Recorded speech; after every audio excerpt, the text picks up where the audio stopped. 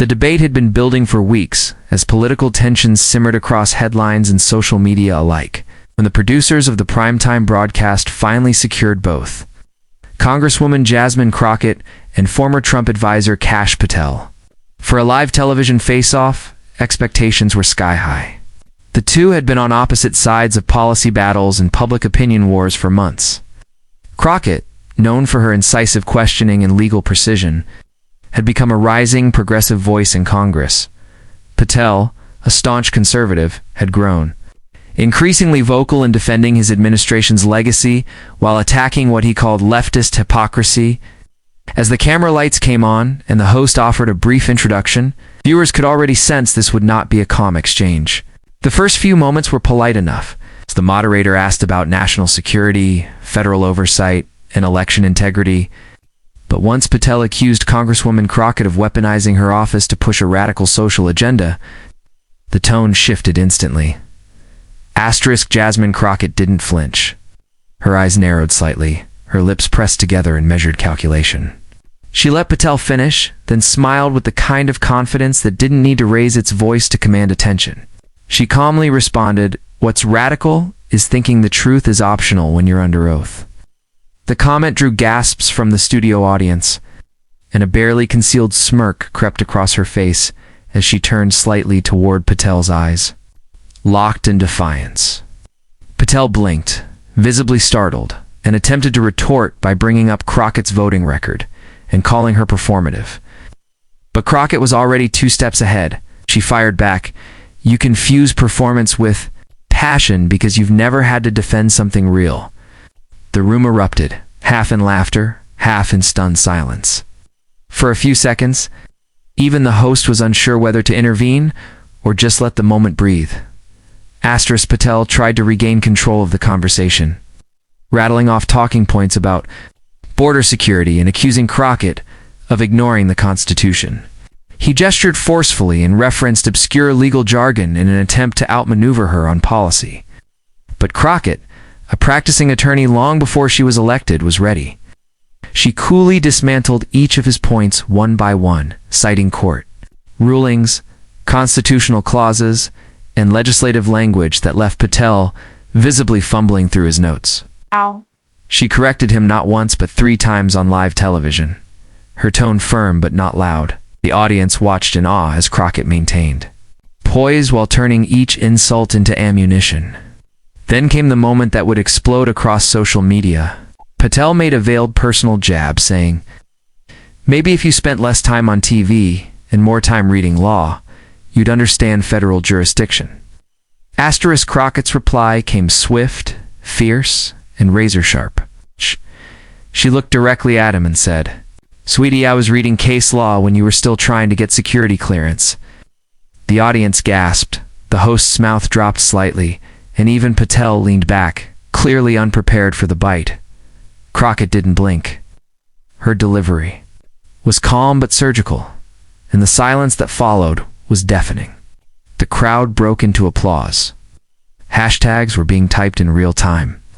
It was a clapback for the ages one that would be replayed, quoted, and memed within minutes. The host, trying to steer things back, posed a question about bipartisanship, but it was too late. The energy had shifted, and everyone in the studio knew they had just witnessed something more than a soundbite. They had witnessed a rhetorical knockout.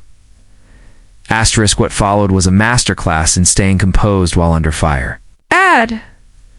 As Patel tried to recover, Crockett sat back, arms folded slightly, listening. Didn't interrupt him, didn't rush her next words. She waited. And when she finally spoke, she addressed the core of the issue, truth in public service. "The problem isn't that we disagree," she said. "It's that you mistake deflection for debate and deceit for strategy." Another ripple of applause. Patel scoffed but offered no response.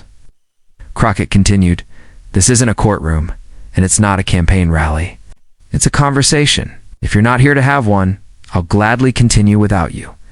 Her words were deliberate, her posture unshakable. The balance of power on that stage had clearly shifted, and it wasn't going back. In the hours after the segment aired, the internet exploded. Clips of the exchange circulated faster than the networks could re-upload them. TikTok accounts dedicated to political commentary stitched her quotes over dramatic music. Twitter trended with hashtag Crockett clapback and hashtag read the law. News outlets picked up the story, describing it as a viral moment of political accountability and a rare moment when substance met style and didn't blink. Even some conservative commentators admitted that Patel had been outmatched. Meanwhile, Crockett remained silent on social media that night, letting the footage speak for itself. She didn't need to comment, her mic drop had already echoed * the next morning. Patel tried to save face during a radio interview, saying Crockett had played to the cameras and dodged real questions, but listeners weren't buying. Most callers praised Crockett's clarity, her composure, and her refusal to be talked over or undermined. Analysts began discussing the deeper implications, not just for this one moment, but for how younger, sharper voices like Crockett's were reshaping public discourse. Her background in law, her comfort in the spotlight, and her refusal to play by outdated debate rules had signaled a new generation of leadership unwilling to compromise its voice just to appear polite. Respectful, yes, but submissive. Never. Again, * in the days that followed, more elected officials praised Crockett's performance. Her office reportedly received an outpouring of support from constituents and new followers across the country. Her team released a short statement. Congresswoman Crockett will continue to advocate fiercely for truth, justice, and the people she serves. She is unbothered by distractions.